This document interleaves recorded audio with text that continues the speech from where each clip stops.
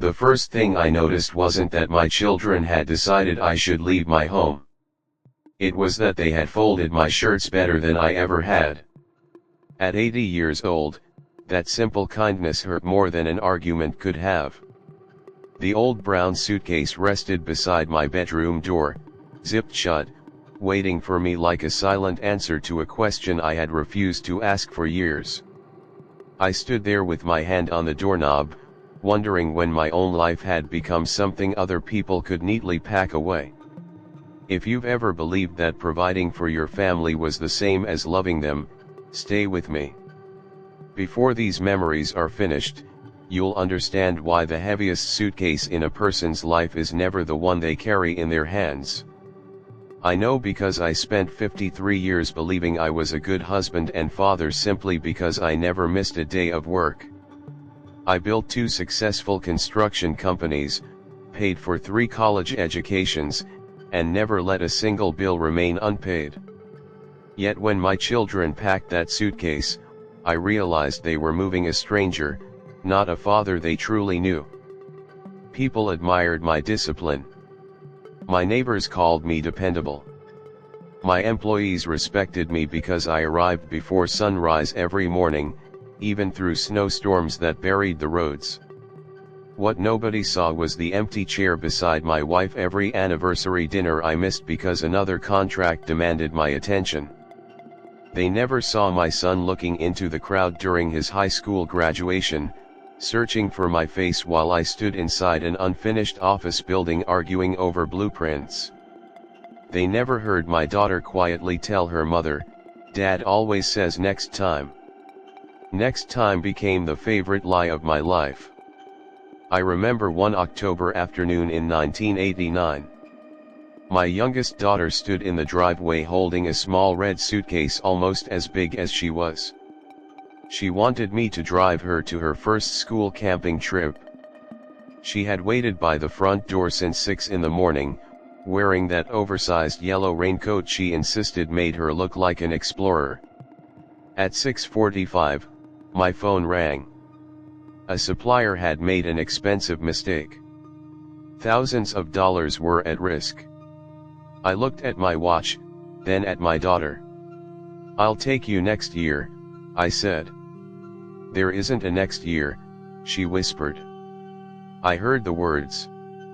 I simply didn't understand them.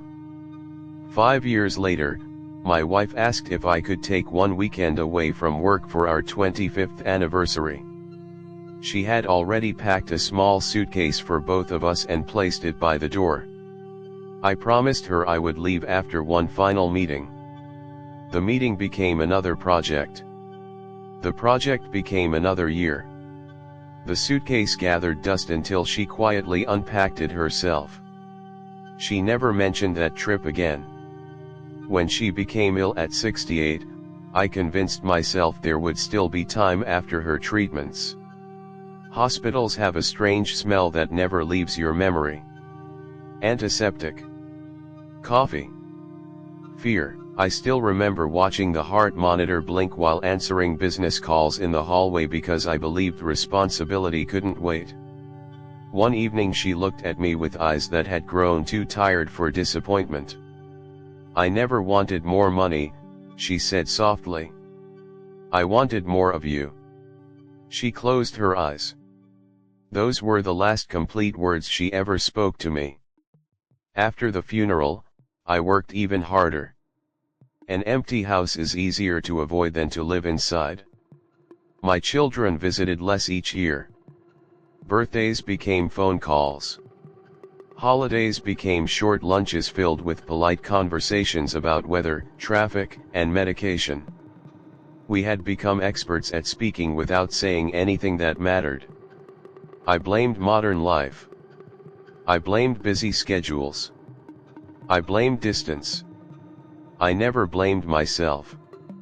Then came the Tuesday morning that changed everything. The house was unusually quiet. My daughter had used her spare key because she worried after I forgot to answer the phone for 2 days. I walked into my bedroom carrying a cup of coffee. The suitcase stood beside the door. Everything inside was neatly folded. My sweaters. My medicines. Family photographs. Even my favorite old slippers. For a long moment I simply stared. Then I heard my son behind me. "Dad," he said gently, "we found a wonderful nursing home. You won't have to be alone anymore." I placed my hand on the suitcase. It felt heavier than anything I had ever lifted. "I built this house," I whispered. "I know. I thought people stayed." My son lowered his head. "We stayed for years." Silence filled the room. Not angry silence. The kind that finally tells the truth. For the first time in my life, I wasn't thinking about how to solve a problem. I wasn't calculating costs or making schedules. I was looking at my children and realizing they had spent decades learning how to live without expecting me. That understanding hurt more than losing my home. I asked them to sit with me. Not to discuss the nursing home. To talk. Really talk. For 6 hours we shared stories I had never heard because I had never made time to listen. My son admitted he became a teacher because he wanted children to have an adult who actually showed up. My oldest daughter confessed she stopped inviting me to birthdays after age 16 because disappointment was harder than absence. My youngest still remembered the little red suitcase from that rainy morning.